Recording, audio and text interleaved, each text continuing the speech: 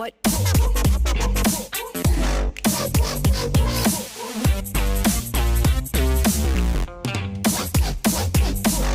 What?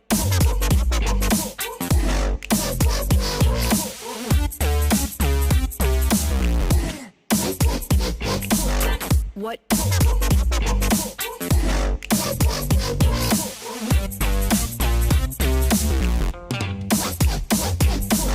What?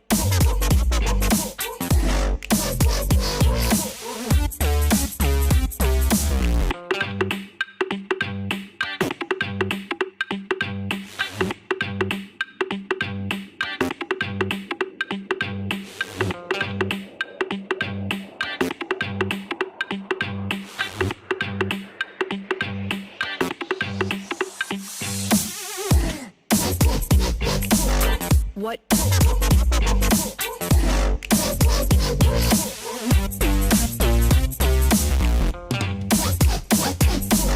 What?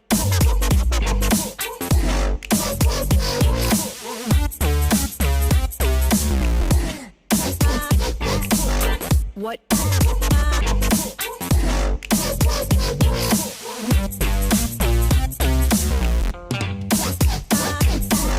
What?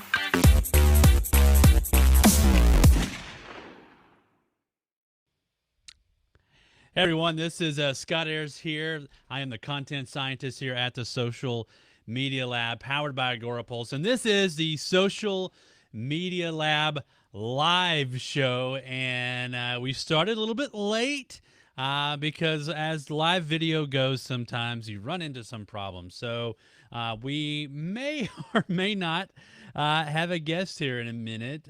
He's having some, looks like there's some internet issues coming in. Even though it looks like everything's good on his side, but some reason it's not showing. But we're going to just run with it and see what happens. This could be like the shortest Social Media Lab live show ever, but I did want to go live because a lot of you had hit get reminder and wanted to watch the show. Because what we're going to talk about today is Facebook ads and how you can cut your ad cost and get more leads and more sales is what we were going to plan on talking about today with Rory. And we're going to try to bring him on here in just a few minutes. And Rory, I see you here in the back end. So just wait patiently if you don't mind. We'll bring you on and see if it works. If it doesn't, then we'll schedule another time. And that's sometimes the problem with live video at times. You run into these issues where a connection issue happens or your computer just is going crazy. Mine earlier, I was in the middle of uploading a video to YouTube for Vlogmas. I don't know how many of you done Vlogmas. If you're watching, say Vlogmas if you've ever done Vlogmas, or maybe what the heck is Vlogmas. Rob Balasabas, shout out to Rob from TubeBuddy. Been talking about Vlogmas. I'm like, what the heck? So I literally just now uploaded my very first Vlogmas. I don't vlog anyway on YouTube. I had this old YouTube channel with like 88 subscribers that I've had for like 12 years, and I've posted just stupid videos to it. over the years, and so I'm unlisted all of them years and years ago. A lot of them with my kids, and they were very young, so it's kind of fun to go back and watch some of them. Made a few of them public here recently, and yesterday I recorded myself throughout my day, made a quick, very unedited video of just kind of what's going on today in my life. The idea with Vlogmas is to post every day something to your YouTube channel to kind of see how it grows and what it does. So I posted my first one today. And so, yeah, it made my computer just like lag like crazy for a very long time, even after, because I think it was still processing. So it kind of ran into some issues there. So we may or may not have our guest on here in a minute. We'll try, and if not, then I apologize to everybody watching and to Rory yourself, but we'll try here in just a few minutes. Maybe the internet will catch up here as we kind of get through some of our housekeeping sort of things here. I do want to mention that if you want to go check out our blog, make sure you run over to agorapulselab.com. That's kind of the quick way to get over to the blog. I'll put the full link into the comments wherever you're watching us at, whether that's Facebook or Periscope or LinkedIn or wherever else we might be going live right now. I'll put that link in the comments, and you can run over and check out our blog. We haven't published as much lately. The holidays always hit me, and then I get way, way behind. And so that's kind of where I'm at right now. But make sure that you definitely go check that out. I would love for you to do that. And also, I use Restream to do all of my live videos. I love the back end that they have and what they do here for us inside live video. They do have an option where you could use things like Ecamm or OBS or vMix and then send it through Restream to all the channels, and they go to like 30 something different channels. I think I'm going live in 7 to 8 different platforms right now, and groups and pages, and I've got a watch party going. And Deb just posted the link to my first Vlogmas. Thank you, Deb. And so I use Restream. I use Restream's Live Studio because I like stuff that's in the cloud, because I don't have to really have it on my system. I don't really have to have a real powerful system, even though I have a brand new MacBook that I'm using to do the live show. But the Live Studio really comes in handy for me. So if you run over to either restreamlive.com if you want to do it right now, or the link that I posted in the chat, you'll get $10 off when you sign up. That technically is an affiliate link, although if you just sign up for the basic plan, I don't get anything from it, but it's just a way to refer you and get $10 off whenever you sign up. So I would love for you to do that. So I'm seeing who's watching right now. Looks like Deb says hi, everyone. Hi, Deb. Appreciate you being on the show as well. Deb is our community manager at Agora Pulse, and always doing great things for us when it comes to everything that we're doing with the social media lab and Agora Pulse. And also do want to mention too, run over to socialmedialab.group. That'll take you over to our Facebook group. And I'm going to grab the link to it, so excuse me while I look over on the other side. You can go over the group. The cool thing about the group that I really love is we're always talking about different things to test. We're always trying things out. I'm even testing stuff in there constantly, asking poll questions. I typically show stuff to people in the group first. The private group too, which what I like about private groups is your friends and family, your aunts and uncles don't have to see all your posts. This is all private with people of your niche. So we'd love for you to join our private Facebook group. I think there were a little over 1,600, somewhere around there, people in the group right now. We're trying to get it more active. Things kind of have these, ups and downs, especially with COVID. Things kind of get a little weird here and there with that. So I'm going to try, like I said, we were going to talk today with Rory Stern. And I haven't talked to Roy yet. I haven't even tried to bring him on camera yet because I had to go live, because the way Facebook gives you 10 minutes, they stay, but really it's probably like 8-ish because timing could be off, or you lose your scheduled links. And I always had all these links scheduled already. So I didn't want to just delete it and try to start over, because that's just hard to do. And everybody who's hit get reminder wouldn't come over. So I'm going to try, Rory, if you're up to it. I'm gonna open up your camera. Let's see if we can hear you or not. I don't know that we will, but let's try it. Rory, can we hear you at all? Testing 1, 2, 3. All right, so I can hear you, Rory. I can't see you, but I can hear you. Is the webcam not working for you? I have no idea. But I mean, yeah, it's obviously not working. I have no idea why. I rebooted the system, as you Yeah. know, and it's still not cooperating today. That's so weird because right now, here's the thing, and the cool thing about Restream Live Studio is it gives us a little back end look to kind of see our strength of our signal. Right now, you're Yep. showing great signal, but can you maybe check in the settings, see if maybe you can select a different camera real quick? Your audio sounds fantastic. I hope so. I have a get up kind of like yours, but not as professional. So it's kind of strange that the video's not. Yeah, and I've coming played around with the video the whole time that we've through. been connected here, and it's just not turning on. I apologize for that. No, it's totally fine. And this is not. If anybody's watching this and going, "Hey, this is not what you do on live video." Normally on live video, what we do in all of our guests is we always ask them to come in 10, 15 minutes before. And Roy kept trying to get his to connect, and he couldn't get anything. He just had red dots, and I couldn't hear him, see him, nothing, and it's still not popping over. I had this issue a couple of times with me before, where my internet just decided to crap out on me. Maybe the neighbors are watching too much Netflix or something. I don't know. This is this is a first for me. So Yeah, I mean, it makes for good podcast audio, but live video, you're right now just around R, and I think you have more to give us than just the round R of your head there. So I maybe we'll try again. Here's what I'm gonna do. I'm gonna play one more video real quick. Maybe you can play around with your camera one more time when I take you off screen. See if that does anything. And if not, like I see another camera just came in. yeah, I just started sharing my screen and figured you could see a goofball picture of me kissing the Stanley Cup. Let's see. I'm gonna mute that one, and then what happens here? Let's see. Yeah, there you are. There, so there, your screen sharing's working, which is crazy. Yeah, this is so strange. And So it's a little bit better than the circle with the R. right. Yeah, at least we have some kind of. So is this the real Stanley Cup or like a fake one?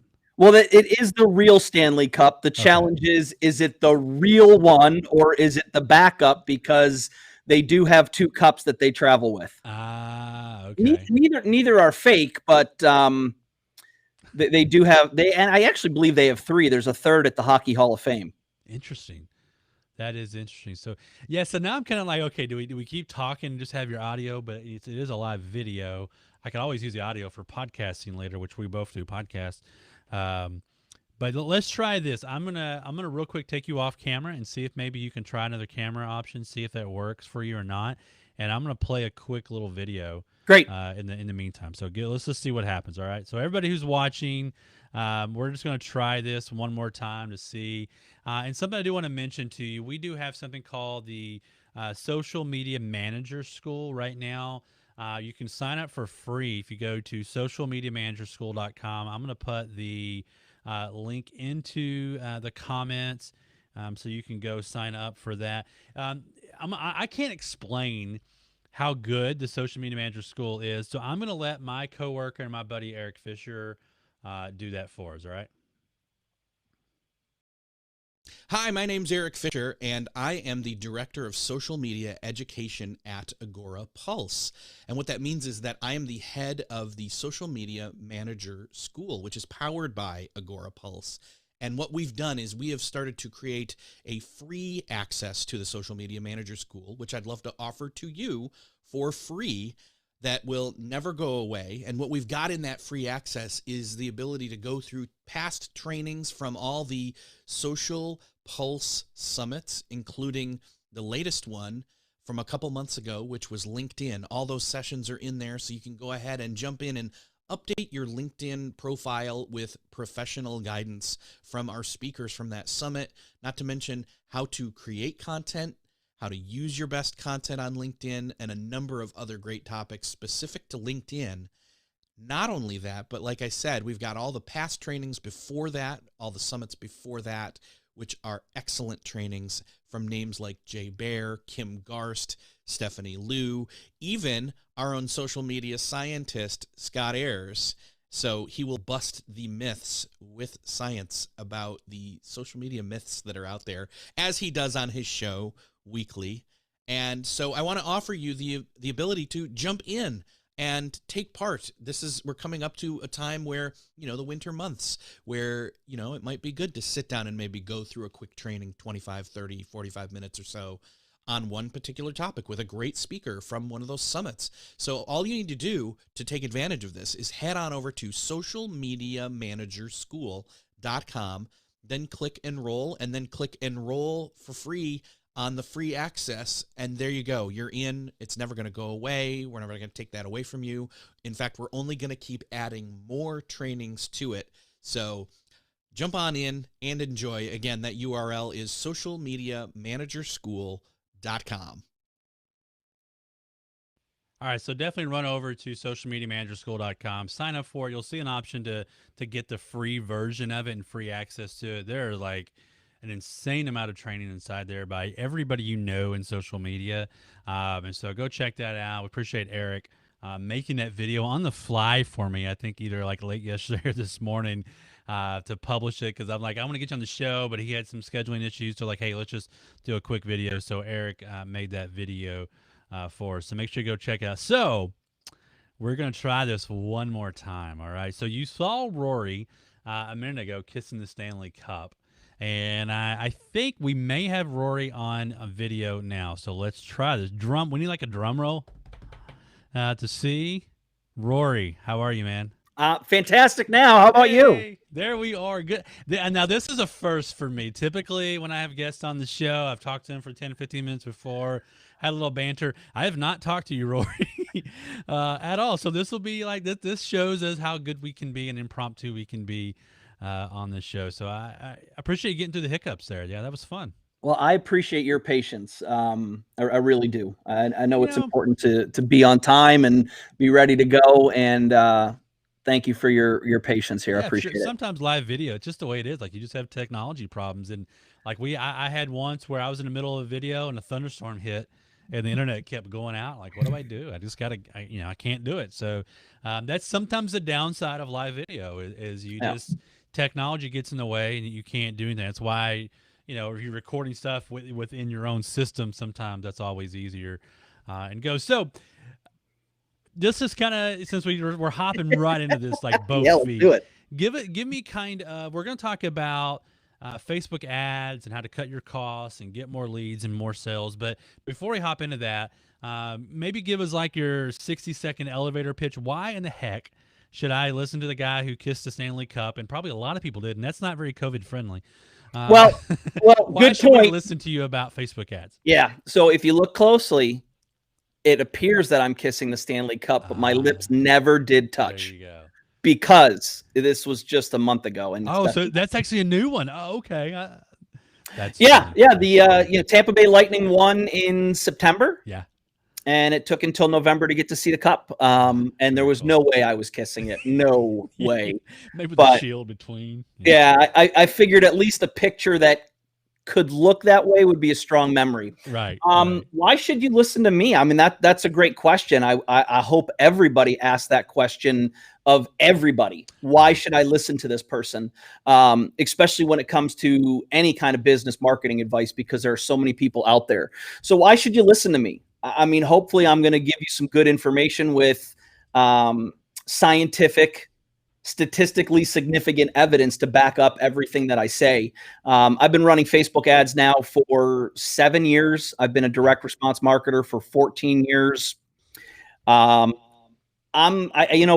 thing, I'm the anti-guru or the contrary guru. I hate that term. And I'm not here to bash on gurus, but most people, Facebook ads are easy. Turn $1 into $5. Well, guess what, folks? 10x. Yep, 10x, right? Hopefully you'll learn to trust me and listen to me, because I'm here to tell you that Facebook ads are anything but easy. You can lose your shirt very, very quickly. Yeah. And this fairy tale story of turn $1 into $5, well, it is and can be very true for very blessed people. Not going to happen for 99% of businesses running ads. Sorry to tell you that. And you've been running ads for some large corporations for quite a while, right? I wouldn't say large corporations. There's a lot of money, seems like. But I mean, 2018 was the one and only time I actually checked what we were spending Our reps like to tell us, I don't really care about what we spend. I care about results and growth of businesses. 2018, we spent just over $10 million on ads. Okay.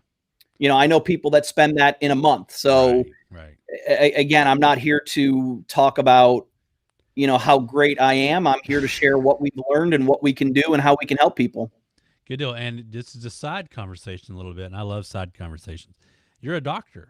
I am a doctor. Like I went and searched for you to like find pictures and stuff. I'm like, and social media, I kept finding Dr. Roy F. Stern. I'm like, is this the same guy? It is. So what is your official, is it a PhD? What is your official title? So I have, it's the equivalent of a PhD. I have what's known as a PsyD.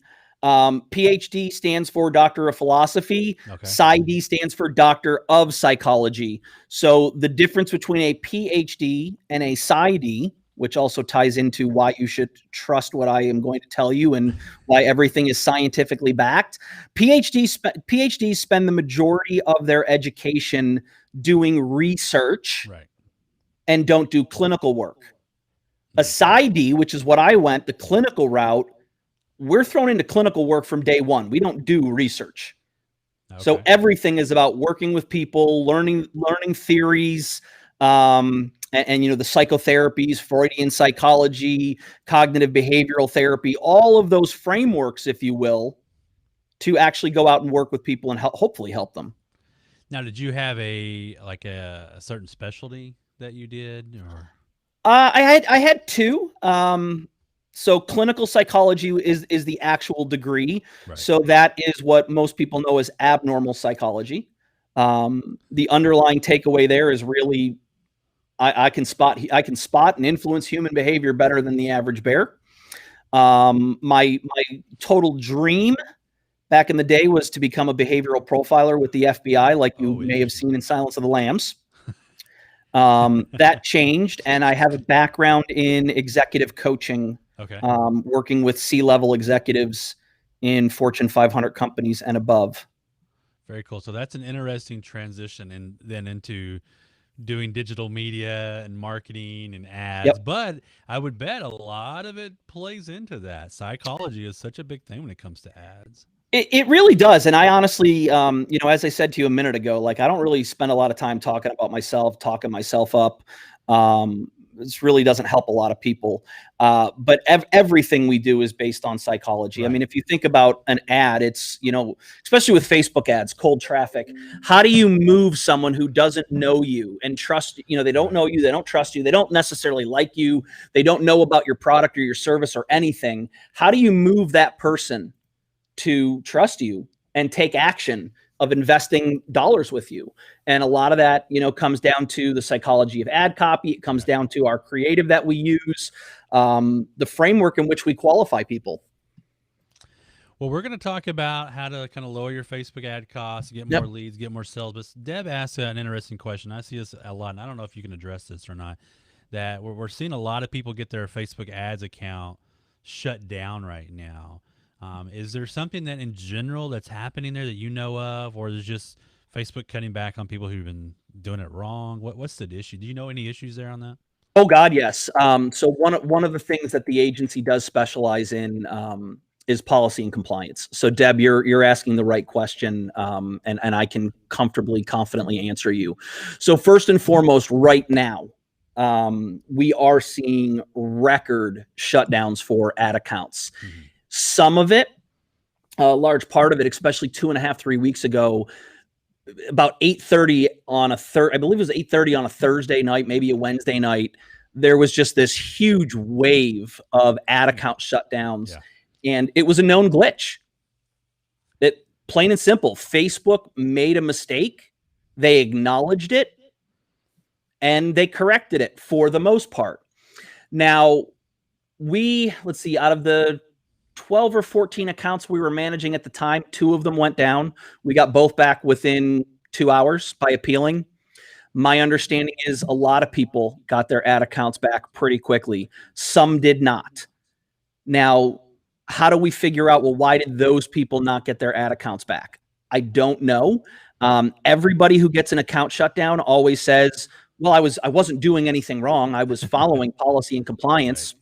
And I kind of chuckle at that because as I said, as somebody who focuses on policy and compliance, and we are a service agency. Like, we talk to people daily who, hey, why is your ad account shut down? Well, I don't know, but I did this and I did this and I did that. And I go, well, that's why your ad account is shut down. And I promise I'll talk a little bit about the what's this, the what's that I just glossed over. So that the point here, Deb, is that a lot of people are making policy mistakes that they just don't understand. What are some common policy mistakes? Well, one thing that happens is Facebook will shut your ad account down. And up until this point in time, you can start a new Facebook ad account. Facebook does not frown upon that like Google. Google, you shut down, you're done. Like, you're done for life. There are a few ways to get new ad accounts back, but for the most part, you're done with Google ads. Right. Facebook is not there yet. And what happens is people will go out and set up a new profile, a new Facebook user profile. And they think, well, it's just a new profile. I'll start with a clean history. Well, congratulations. You're not starting with a new history. No. You're violating the pillar of Facebook terms of use, which is one individual gets one profile, period, end of story. Right. And people don't understand that. The next thing is, this is the gray area. I told somebody yesterday, I think, I'd say we understand 95% of ad policy. What's that 5%? Because honestly, when it comes to policy, you really want to be at 100%. Facebook is ruthless. That 5% is stuff that Facebook won't tell you. You kind of have to figure it out on your own, which is painful. And you can also say it's not right. But the reality is, this isn't about fair or unfair. It's about, this is the environment we're playing in. Figure it out. Well, very cool. Hopefully that answers. Yeah, I've seen a lot of people complain about that in groups, so they're freaking out. But yeah, the whole multiple profiles. I mean, Facebook isn't stupid. This isn't 1999. They understand. They can track IP. They can track everything. They know when you're looking. Remember in the old days, you'd log in and out of like 6 different accounts. Yep. You can't do that anymore. You'll get caught really, really quickly. So not saying that's what happens to everybody that occurs to, but yeah, you definitely got to be smart on that. So I want to transition over. We got a couple of questions we want to run through. The first one I think will probably be the easiest question for you. And again, we're talking to Rory Stern. We've had some problems when we started the show. So Rory and I just met each other literally a few minutes ago during the live. So that was kind of a fun new way to do a live show. I should do that more often. Just like, hey, hop in and we'll go live. So the first question I want to kind of ask you, Rory, and this should be an easy one for you, I think, is why are Facebook ads a must for a business? That is a great question. And I think Facebook ads are a must for a business for the simple fact that Facebook allows for an easy, air quotes, easy way to connect with your ideal prospect and customer very quickly. And what I mean by quickly is Google and other more sophisticated, and I'll add in a caveat here, Facebook is maturing rapidly. So I don't mean any disrespect when I say they're not sophisticated, but other networks like Google in particular, and native ads and other banner platforms that have been around a long time, you have to build up over several months typically to really dial in the results that you want. Facebook, with its targeting, allows you to see results, or at least gives you the ability to get results very, very quickly. Right. Sometimes in 24 to 48 hours. So if you want to reach your customers in a quick way, in a non-expensive way, and again, that's a caveat too, because as I said, you could lose your shirt if you don't know what you're doing. But Facebook is a great, great ad platform for almost any business. I'm trying to think of the ones that can't be on there, and those would be the ones that are policy violations, like adult toys and services, illegal drugs, pharmacies, things like that. But guns, yeah. It's a great, great platform to reach your customers pretty quickly. Yeah, and I think almost too now, with at least to me anyway, I've been around Facebook like 10 years. You're going to have to run, or at least have some sort of budget to try to run ads on Facebook if you want to leverage it and do business on it. Organic reach, as we all know, is very small. If you're getting 3% reach organically, you're doing pretty dang good these days. Unless you're a small local business in a little town, then you do a little bit better maybe. But most businesses are going to have to run some kind of ad. That's marketing in general. You can't get a free billboard, on the highway. You're going to have to spend money on ads, and people sometimes don't like that. But like we talked in the beginning, even though I don't like the phrase 10xing and all that crap, I hate it. Hopefully you do too. I think you do too. I got the gist that you. Yeah, too. you got that right. I can't stand that I nonsense. hate it. Yeah, it's like it's 10. Everybody's just saying it's a buzz thing, but 2x is good in some regards. Heck, just double up your money. I'll take that in Vegas every day. So you're gonna have to run some ads. I think that's what we're trying to say here. Rory's saying ads are important.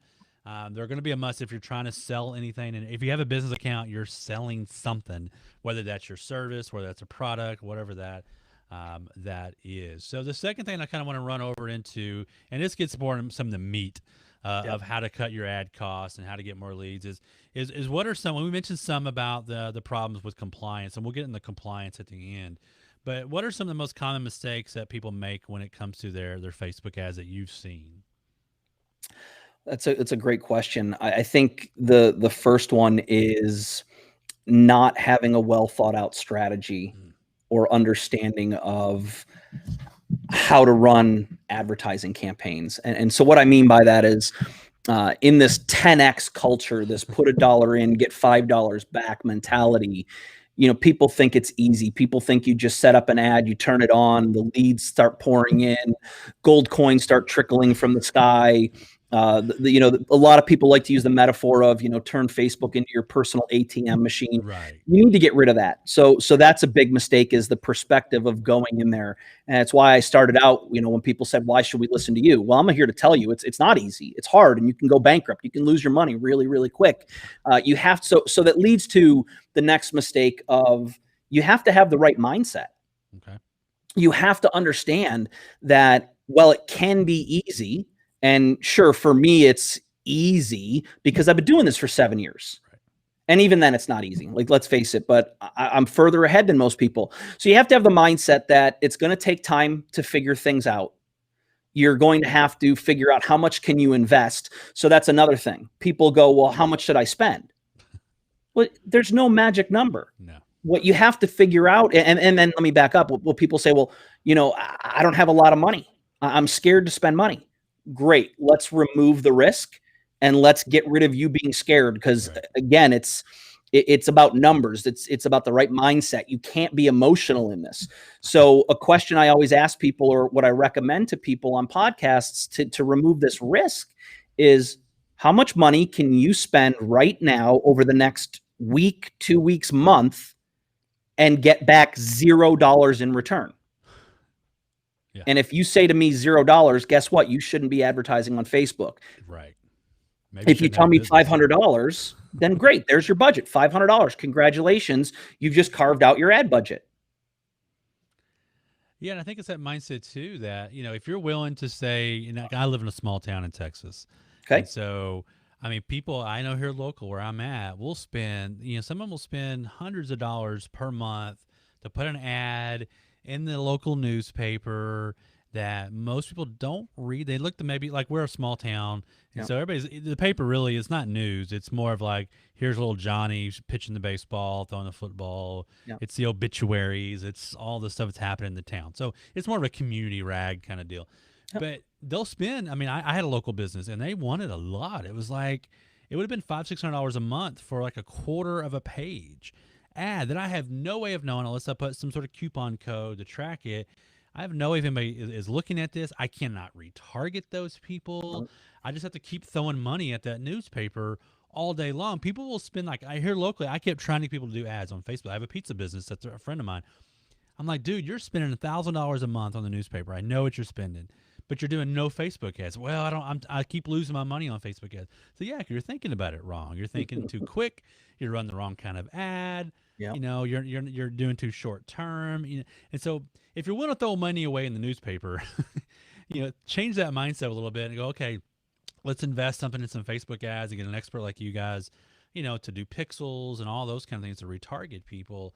But people are scared in the beginning, I think, when it comes to Facebook ads, because they're so afraid of losing money. Although to go back to my initial point, they're willing to throw away $500 a month to a local paper that someone's going to burn in kindling or throw in the trash within 48 hours, or put in their rabbit cage or their bird cage, but they're not willing to put $100 a month into Facebook ads. And that's so frustrating when it comes to most people, especially in smaller areas, for sure. It can be hard. It can be very, very difficult. And I get that sentiment. So we got to remove that risk. We've got to look at what can you spend. And the good news is, just to circle back, when I say how much can you spend and get zero in return, you're never going to get zero in return. You're going to get tremendous data. Yeah, you shouldn't. Well, actually, I'll argue. I mean, not argue with you. I think you'll understand where I'm coming from. Is that no matter what, you're getting data back. Right. So let's say you put up an ad and you get no clicks and no visits to your website. Well, you just got a tremendous amount of data back saying people aren't interested in what you've got, or at least how you've set it up. If you get clicks but no opt-ins, well, something's wrong with your opt-in page theoretically. If you drive to, let's say, the pizzeria and the phone doesn't ring, well, there was a disconnect. So you're always getting data. You have then the hard part always becomes, how do you know what data to look at? How do you know how to read the data and analyze the data? So again, it's not easy. It's not. And it's just, like you said, it's about doing the right kind of tracking it the right way. Like I remember I used to have a bounce house business. Okay. Doing water slides and bounce houses in Texas, of course. Water slides are crazy in the summer. My brother owns the business now, and even this summer with COVID, he was crazy busy because Texas, and we seem to not care about COVID right now. Side story there. But I would run. I spent a lot of money on ads, especially during the summertime. And I can remember, of course, tracking that's hard because most people are just messaging me or calling me. And so, but I remember I had a brand new water slide that no one had ever seen before, hadn't put it out there. I posted a picture of it on Facebook. I spent $20 on a Facebook ad. It was a boost, actually, back in those days. And I still use the boost here and there. I know it's a no-no for a lot of the ad experts, but spent $20 on a boost. Within like 5 or 6 days, I had about $3,000 or $4,000 in revenue from that one little ad. And so could I track that digitally? No, but I knew nobody had seen it. Nobody had talked about it. So that little $20 ad spend paid off for me big time because it was exposure. And I think that's what people got to think. You're going to have to track it different ways depending on your business and what it is. Like pizzeria, getting a phone call, maybe you have a specific number that's only on the ad so you can track it. There's a lot of ways. People just don't think outside the box when it comes to their Facebook ads, to me. Yeah. Yeah, I mean, we had a realtor, a real estate investor, who his call to action on his ads was text me. Oh, and he was able to track everything back by using specific phone numbers for this is where the lead came from. It was fantastic, and that was the first I'd seen it, and I was like, yep, learning something new every day. Yeah, and there's so many different ways. It could be, if you're local business, it can be that. If you're a big business with a blog or a website, the Facebook ad pixels, which maybe can you give us, like, if somebody's, let's say ad pixels for dummies, like what is a pixel and is it easy? What does it do? Just so everybody knows. Oh gosh, that's a good package to unwrap. So what is a pixel? You're welcome. A pixel really is nothing more than a snippet of code that allows Facebook to communicate with your website. There's nothing more magical to it than that, although it does do wonderful, wonderful things. Yeah, and it's real simple to set up too. Yeah. Well, it is simple in theory, especially if you're technical. The less technical you are, the harder it can appear. So what Scott, you're talking about in terms of simple, you get the pixel code from inside your ad account, you paste it in the header of your website, it goes on every single page, and then there are different ways to use that pixel code within Ads Manager to track activity. And so, based on whether you use what are called standard events like lead, add to cart, initiate checkout, purchase, you'd add extra code to certain pages. And that will tell Facebook every time somebody lands on that particular page, a certain conversion or action occurred. You can also create what are called custom conversions, which means you don't have to add a certain snippet of code to your website. It's all URL based. So instead of relying on a purchase event, you create the purchase event, aka a custom conversion, that is like whenever somebody lands on mywebsite.com/checkout, that would, or bought, that would /bought, they would count that as a purchase. And again, it doesn't do any magic. It's just a communication tool. It's to track people's activity. And the great thing is, Facebook ads and their pixel are all tied into what a lot of people call AI, artificial intelligence. It's nothing more than machine learning. And the more activity you have, the more Facebook is able to go out and find your ideal prospect and customer for you. Now speaking of ideal prospects and customers, I think that's a good lead into the next thing we want to talk about, and that's cold traffic. Yep. And because that's where that Facebook pixel, I think, comes into play big time. Because they may not know you, may be targeting your ad and they've never heard of you before. But so what I think businesses struggle with cold traffic. And why do you think that? Why do you think most businesses struggle when it comes to getting cold traffic and then figuring out what the heck to do with the cold traffic? I think a lot of it comes down to people just not understanding the basics of good marketing, good direct response marketing. Okay. What are some examples of what I'm talking about? People who use the wrong type of ad creative, so image or video. They're using the wrong ones. Let's take your friend that has a pizza shop. You're going to want to take a great picture of that pizza, or you're going to want to show a video of pulling that pizza out of the oven, putting it in a box, seeing the smoke rise off of it. Like I'm making myself, my mouth water right now. Lunchtime where I'm at. That. Yeah. In the direct response, the expert world, you have these people that get on camera and just babble. And I often go back to the pizza remark going, what's going to convert better in an ad for a pizzeria? Right. What I just described as pulling the pizza out of the oven or putting it in a box, or the owner getting on camera, driving around in his car, telling about how great his pizza is. It's a no-brainer. It's a landslide. Right. Show the pizza, show your product. So there's that, the wrong creative, the wrong ad copy, people who are trying to do too much, in direct response marketing. We want to do one thing. The ad should focus on one thing, one concept, one hook, one main storyline. And man, people try to go out in left field and tell these great, compelling stories, right, but they just don't move people to action. One of them was, we were brought in to consult on a virtual live summit, multi-expert speaker event. And the ads were just bad. Like the person was talking about their backstory and what led them to where they, where did they start and where did they go and how did they get there?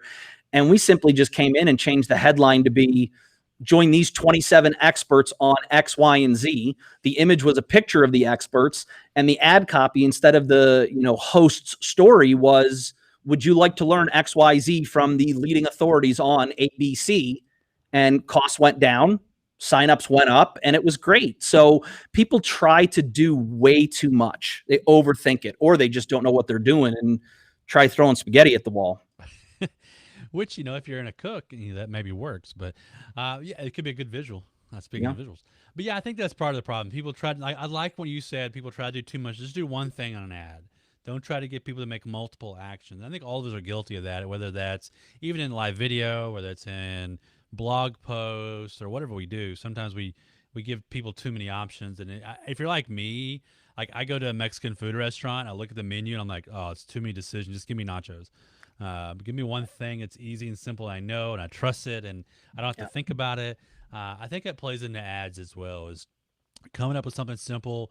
Here's your one plan, call to action, and just focus on that. Don't get cute. Trying to do too many things. Yeah, and I'm you walked right into a thought that I was having is, don't get cute, is, you see these videos that people talk about, oh, well, we'll help you create viral videos. Right. And you've got to think, do you want cute and catchy, or do you want leads and sales? Right. And, we were brought in to run ads for a supplement drink company that spent a lot of money on an amazing video that would be great for television, for brand campaign, brand advertising. And man, this thing got shared like crazy, millions of views on Facebook and YouTube. People were just talking it up. Oh, I love this video. It's so cute. It's so catchy. It's memorable. sales were impossible to get because they were trying to do too much. Right. And I think we're all guilty of that at times. Like I know for us, like Agora Pulse, we've got this great video, and somebody could Google it. Deb will probably post it in our comments. But we hired this company, and the video's done. I don't know how well it did for us sales wise, but it's this guy all buffed up. It was kind of playing off the Old Spice commercials when Old Spice was really hot a couple years ago. But the hard thing is after a while, it's a small audience and it's hard to kind of make that carry over long term, and it sometimes can get a little too cutesy where just talking about and demoing the product and giving people results is sometimes the best ad, even though it could be a little boring, but it gives people what they want when they want it, and I think that is probably better in the long run. I mean, we always talk about, with our ad creative and our copy, give the user, give the viewer, if you will, a picture of the outcome or the benefit. What are they going to get? That's what people want. And that goes back to your question ultimately about cold traffic is you have to picture, I think, I probably learned this from Dan Kennedy way back in the day, your prospect, you want to picture your prospect as this highly unmotivated, uninterested, overweight person laying on a couch that you have to move to take action. And I cringe a little bit when I add that overweight person on the couch because, no disrespect to people. It's really a metaphor, but like that's the idea is you have to move somebody to action. And that's what you need to be thinking about when you come up with your cold traffic is that's your person. I mean, think about the ad network. Let's look at Facebook right now. What are people doing on Facebook right now? They're complaining about the election. They're complaining about the government. You're rolling your eyes. All I did was mention it and you're rolling your eyes. There are people who come on Facebook to get away from reality. They share cat pictures and memes. They're not looking for whatever it is you have.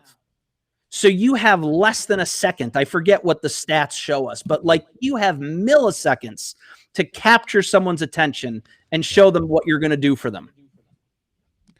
And trying to do it in an ad where people are smart enough now on Facebook. They know when it's an ad. Yeah. Now your grandma may not, but most of us who've been around, they understand when you see an ad nowadays compared to people they follow. So you've got to catch people's attention. I like that milliseconds. You got less than a second. You're going to catch my attention or you're not. That's why I think, and we're kind of talking more like Facebook ads, but Instagram plays into that. Instagram is so smart and how a lot of people do their ads in there because one, you can buy inside the Instagram app now, which is a whole other level, but they know how to target people and what they're searching with the whole Facebook pixels and everything else. So they know, let's say you're a 30-year-old single mom and, Destin, Florida, and, they know you're probably going to like kids stuff or you're going to like shoes or whatever. And like, and boom, they catch you, boom, boom, boom, you've bought, you're gone. And you don't even think about it because it's so attractive to you. It didn't disrupt it enough to go, ugh. It didn't turn their nose to it. Where like if I get it like right in my ads, I see so many weird ads on Facebook because I look at so many different things. Like why are they advertising? They're wasting their money. I'll click on it, but then that messes up all the next ads that come to me later because of that. So I think you got to have good quality ads. You got to have a good copy. It's got to have a good image, and it's got to catch my attention and tell me what you're going to give me immediately. I don't want to watch a 90-second video to figure it out. I want to know right then and there. That's another thing we could talk about right there is, how to make cold traffic work and why people struggle. So we focus just on the ad, but there is the rest of the experience. Where are you driving them on your website? Where are you driving them to a marketing and sales funnel? You have to be very, very intent in where you take people, how they experience where you take them. Are you giving them what they want? Are you making them jump through hoops? And we can give example after example if it's beneficial here, Scott, about what I'm talking about. Sure. Yeah. You have a good one? Yeah. I mean, so, one is, let's say, we were looking at a certain tracking platform to use with our clients. And I went to their website, didn't do anything because I just wanted to check it out. Come back to Facebook, get served with an ad, get your free trial. That was the headline on the ad, get your free trial. Well, get my free trial of what? You're not telling me anything. But I clicked on the ad and I went to their homepage. They drove me to their homepage. get your free trial. So I click on the button. It takes me to another page, get your free trial. Why did you make me go to your homepage? Why didn't you take me to the landing page that says sign up for your free trial right now? Right. I don't want to jump through hoops. Again, I'm an advertiser. I'm biased. I'm not, my target market, if you will, but don't piss off your prospects. That's one. Another one is another common mistake people make, especially, in the expert or internet marketing space is, you offer somebody a free lead magnet and then you spit them out on a thank you page that is immediately buy my stuff. Right. Well, you need to treat people right. And so real simple, by putting up a banner at the top of the site, a top bar, half an inch thick that says, thank you so much for requesting a copy of XYZ. Check your email in 15 minutes, ... And then now you're entitled to do something else because you've reassured them I'm getting what I asked for. But when you don't have that there, people start commenting on your ads. This is a scam. I never got my report. Oh, look, you're trying to sell me something. You need to show people respect. You need to treat them right. And websites and marketing funnels at this point, the technology is simple enough that you can customize it and treat people really, really well through their journey. Yeah, I think that the retargeting sometimes ticks me off. Like I will say I have two examples I know of, like in the last week. One is Netflix. Okay. I've been a Netflix customer for like 6-7 years, but all of a sudden, because I went on my desk on a newer computer and logged in my Netflix account, logged into it. I didn't just go and look. I logged into it. I'm getting Netflix commercials to sign up for Netflix. I'm like, you stupid idiots. I've been paying you for all these years. You should not be wasting your ad money on me. So that one's annoying. The other one's T-Mobile, who I've had a fight with for like 2 or 3 weeks because I'm trying to switch to them. I've got one phone in, one of them I got to have another long phone call with them. I've already paid. I've already got them, and they're still retargeting me with an ad. I have an account with my email address that's attached to my Facebook account. Yeah. Well, why can't you figure that out? Like, I know there's ways to, and they should be able to. So and when you see big companies do it, that's even more frustrating, especially if somebody's in the space. You're like, I'm just going to click on the ad and make you pay for it. You just annoyed me because I'm already paying you, Yeah, there's so I do get that, and I hear that, and traditional conventional wisdom would suggest exclude your buyers. Right. Don't show them the same ad. And to a large extent, I do agree with you. There are whole exceptions to it. Number one, I don't exclude customers in new accounts with new offers. One of that is very intentional. I mean, there's two reasons for it, both very intentional. One is in a new campaign, I don't really care who I'm excluding. I want the raw power of Facebook to just go out there and work. And if we target a customer, and if that customer gets upset that they've seen one of our ads, then we've probably done something to upset them along the customer journey. The next part of it is why I'll do it intentionally is with your good customers, when you're a good company and you do good service, people will comment on your ad. We love so-and-so. This is the greatest thing ever. You should definitely join. And there is tremendous power. Everybody talks about social proof. There is tremendous power in positive comments on your ads. And the reverse is if there's a complaint on your ad, that can tank conversions. So you need to think about that. The next thing, Scott, not that you need a lesson in this, but I think it's just interesting to talk about for a second, maybe for the audience, is you look at a big brand like T-Mobile, they don't care about their ad dollars. They care about impressions. That's all they want. That's true. Right. But so I throw that out there for fun, but I agree with you. You need to be careful who you're showing your ads to, how often. You don't want to upset your customers. That's the worst thing you can do. Right. Very true. So if you're just hopping on and joining us, we're talking to Rory Stern from RFS Digital Media. Now, I should ask you, by the way, I meant to ask you this. I would have asked you this before. We had problems when we got on. Stern, I have some very close friends he was actually our associate pastor at a little church here in Texas. Now he lives back up in the Chicago area. So now I'm like, I wonder if you are related somehow. It'd be kind of interesting to find out. I'm going to guess no if he's a pastor. Because my lineage is my family is Jewish. I kind of guessed that, but I don't know what his original. I don't know if his whole family Yeah, I don't know the lineage far down the road. You never know, but it's a name you don't see a lot. At No, least I no, don't. yeah, you definitely don't. And it would be interesting. Yeah, I'll have to ask him. Like, hey, do you know this guy? Be kind of funny to know. Anyway, we're talking about how to cut your costs when it comes to Facebook ads, get more leads, get more sales. We've kind of gone over a couple of questions, and I'm going to go. We're going to cover one more question, then we'll get into a little fun section that I do on the show. If you've got a couple more minutes to go with us, Rory. Absolutely. And we've kind of talked about this one quite a bit. And the first question Deb asked is about people's ad accounts falling apart and losing them. And I think this is, I can tell it's something you're really compassionate about.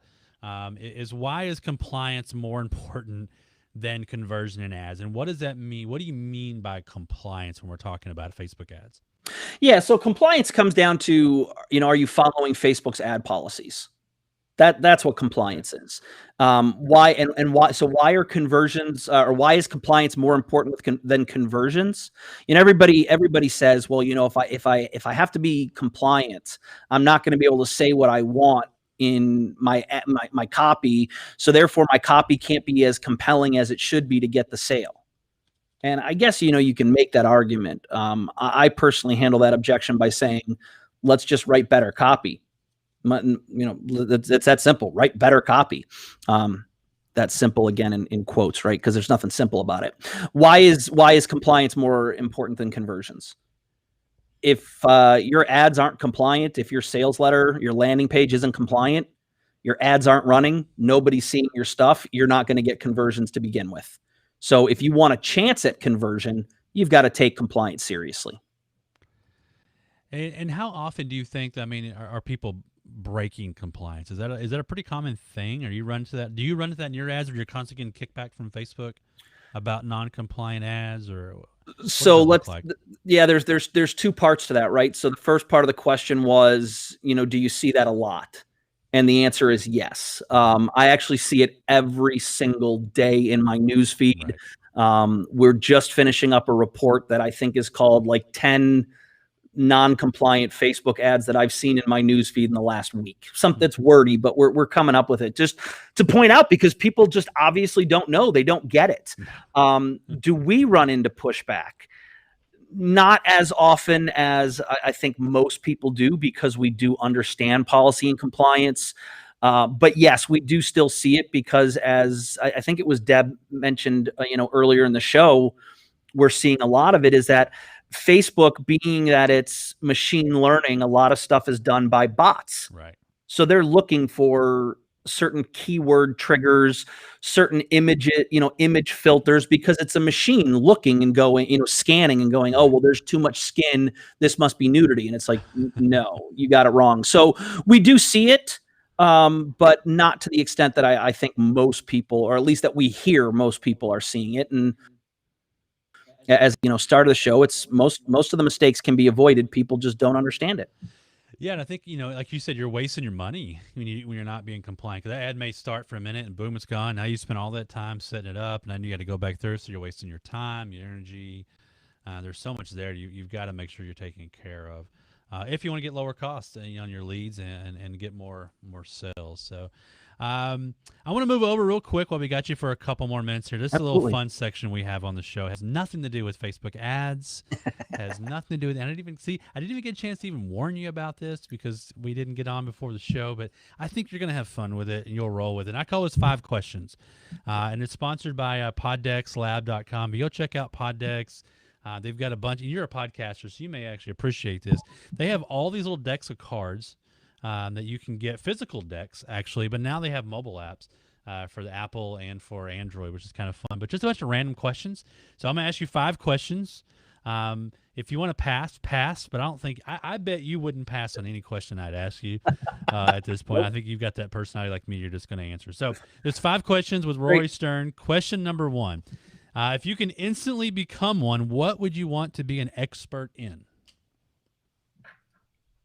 Wow. And these are unrehearsed, and I did not look at them first. If there was anything I could be an expert in, what would that be? I probably would have to say something to do with the markets, understanding the stock markets. Oh yeah, or real estate, or both, kind of both. Oh, yeah. All right, so question number 2, 5 questions with Rory Stern from RFS Digital Media. What's the best piece of advice you've ever been given? Oh man. Probably where it's not up here. I was going to try and grab the book. I think it was a book definitely was a book my dad told me to read probably 10 or 15 years ago called Don't Sweat the Small Stuff. I've heard And that, it's all yeah. small stuff. I think I may have read that long ago. Yeah. That's probably the best advice because the way I was raised, I was far too mature and far too serious about everything in life for my age, which is why I'm the exact opposite right now. I'm a goofball. Like I just want to have fun. So don't sweat the small stuff. It's all small stuff. Good one. Good one. All right. Question number 3, 5 questions with Rory Stern. What technology do you wish existed? Oh man, another good one. I know. I like that one. I haven't asked that one a lot in the show. I like that one. I'm going to go with time travel. Oh, like Quantum Leaps. Remember Quantum Leap? You're old enough, I think, to remember the show Quantum Leap. I love that show. Yeah. I'd love to be able to travel in and out. It still raises questions. I still don't fully understand that show, but yes, I did watch it. Yeah, because he time traveled, but also body hopped, which was a whole other weird thing. Well. But yeah. All right, so time travel. All right. Yep. Question number 4, 5 questions with Roy Stern. Brag to me about the best things going on in the past 30 days. Oh, that's interesting, COVID. Past 30 days, that would be November. Dude, I got to see the Stanley Cup, lifelong dream. Has Tampa ever won it before? Yes, 2004, I believe. I'm in Texas, so like we have hockey, but no one pays attention. Well, where I'm at, no one hardly pays attention. I try to pay attention. No, I get it. You're a football state. Oh yeah, for sure. That's why I have a Dallas Cowboy tattoo. All right, question 5 questions with Roy Stern. Who are your heroes in real life? Oh, ooh, that one's deep. Man, that's a deep one. That's a stump. I'd probably say one would be my dad, because he is relentless. He is the type of man that you literally could strip away everything. You take away everything from that man, and he will find a way ruthlessly to come out on top. And that's an admirable quality. Right. Another hero, no longer with us, would be Elie Wiesel, the author, former Holocaust survivor. Oh, okay. My wife and I, when we were dating at the time, had a chance to meet him. And, coming from a Jewish family, the Holocaust is a big part of our culture and our history and our teachings. And, you figure I was maybe 19 when I met him, 20 years old, still very young, impressionable, taking life way too serious. To see a man who'd probably been through the worst time of our entire lives with such a positive outlook on humanity, really, really says something. That's a great example. I'm glad you mentioned that one because I think we're getting to the age where people are forgetting about that time and that era way too quickly, especially with social media and everything else. We're forgetting. Yeah, I would tell you, like I heard some shocking numbers earlier this year of just what percentage of people alive have never heard of it, and even higher numbers who think it was fake. Like that's I'm sure. Yeah. Frightening. Very frightening. Definitely. Well, I appreciate you having fun with that and being with me for that. It's always a fun. I keep saying, like I've said this every show since like March. I've been doing those. Like I'm gonna make that a podcast, and I still haven't done it yet. But I think over the Christmas break, I'm gonna pull that segment out of all the shows and make it a podcast. It'd be kind of That's fun. awesome. That would be really cool. Yeah, just kind of getting to know marketers on a different level because we can talk marketing stuff all day long, but getting to know the real person, I think, is so much more powerful because you know who they are at their heart, and you can know, like, and trust them almost immediately. Ask them random dumb questions like your Holocaust answer at the end. Boom, that summed you. That and the Stanley Cup just summed you up in a nutshell, really quickly there. To a large degree, yeah, pretty deeply there. So, real quick, rfsdigitalmedia.com is your website and probably where we need to send people. Tell us a little bit about what you guys do and why I should go over to your website? I have no idea why you should go over to my website, There you honestly. This is a great question. What we do is, we are a direct response marketing Okay. paid traffic team. In some ways, I'd say we're more of a team than an agency who work with small to medium-sized businesses to help them grow and scale over the long term. We're not interested short term, wham, bam, thank you, ma'am. How much money can we extract from customers in 24 hours and treat them like garbage? Right. We're looking to work with serious companies who want to grow over time through paid traffic. Very cool. So y'all make sure if you're watching this or you're watching the replay, run over to the website, check out everything that Rory's doing. Rory, I appreciate you hopping on the show with me today and all the troubles we had to get started. I'm glad you were able to get the video and audio working. I really love this interview. I think I had a lot of fun with it, and I want to go back and watch it and listen to it a couple of times. Hopefully other people do as well. So if you'll hang out in the back end for the agreement just for a second, I'll be right back over with you. But that's going to be it for today's show. Remember, you can go join our group. Go to Social Media Lab. Group.com, or you can just comment lab and our little chat bot will send you a message to a link to it. You can join our chat group, and anytime you want to read what we're doing and keep up what we're doing at the lab, run over to agorapulselab.com, and I will see you guys next week for another episode of the Social Media Lab Live.